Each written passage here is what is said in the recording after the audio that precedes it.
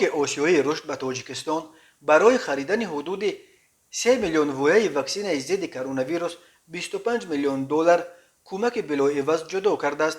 فیض‌الدین قورزاده وزیر مالیه تاجیکستان روز 3 ایون در مجلس نمایندگان ضمن معرفی این قرارداد گفت ارزش عمومی لایحه 26 میلیون و 800 هزار دلار است که از آن 1 میلیون و 800 هزارش را حکومت تاجیکستان جدا میکند و 25 میلیون دلار باقی ماندهش را بانک آسیایی رشد. این لایحه تا سال 2023 باید اجرا شود. بانک آسیایی رشد قبلا گفته بود که این پول برای عملی ساختن نقشه ملی امکانی اهالی تاجیکستان جدا کرده شده برای ام کردن یک از 3 میلیون نفر یا 14% اهالی این جمهوری کفایت میکند.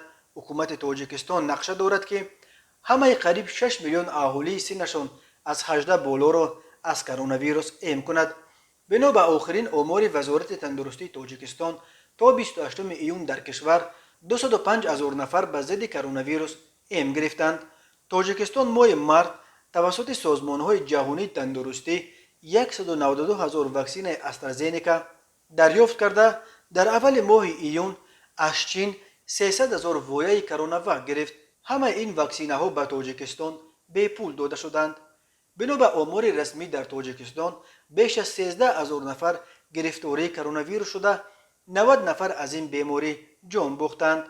بانک آسیایی رشد بزرگترین سرمایه گذار اقتصاد تاجیکستان به شمار رفته از سال 1998 که دوشنبه به عضویتش پیوست به این کشور فقیر آسیای مرکزی به مبلغ قریب 2 میلیارد و 200 میلیون دلار کمک رسانیده است. جای یادآوری است که 1 میلیارد و 600 میلیون دلار از کمک‌های بانک آسیایی رشد به تاجیکستان کمک‌های بلاعوض گرانت میباشند.